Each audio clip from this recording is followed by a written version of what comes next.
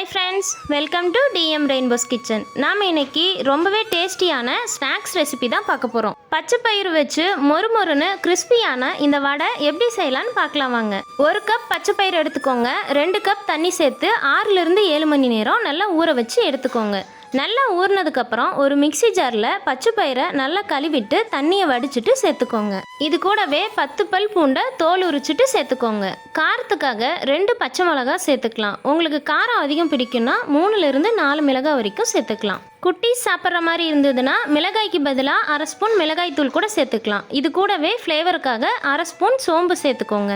சோம்பு வடைக்கு நல்ல ஒரு ஃப்ளேவர் கொடுக்கும், அதனால் கண்டிப்பாக சேர்த்துக்கோங்க. இது கூடவே தேவையான அளவு உப்பு சேர்த்துக்கலாம். இப்போ எல்லா பொருளுமே சேர்த்தாச்சு.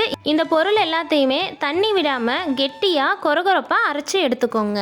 பச்சை பயிரை மிக்சி ஜாரில் சேர்க்கும்போது கொஞ்சம் கூட தண்ணி இல்லாமல் பார்த்துக்கோங்க. இது கூடவே ஒரு பெரிய வெங்காயத்தை பொடியாக கட் பண்ணிவிட்டு சேர்த்துக்கோங்க. சின்ன வெங்காயம் சேர்த்திங்கன்னா 1/4 கப் அளவு சின்ன வெங்காயம் சேர்த்துக்கோங்க.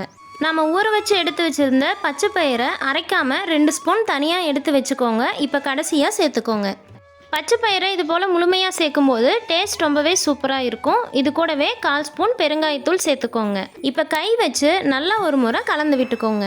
இந்த ஸ்டேஜில் உப்பு காரம் சரி பார்த்துட்டு உங்களுக்கு விருப்பமான அளவில் உருண்டைகளை உருட்டி வடைகளாக தட்டி எடுத்துக்கோங்க. பாருங்கள், இந்த மாதிரி எல்லா மாவையுமே இதே போல் வடைகளாக தட்டி எடுத்து வச்சுக்கோங்க.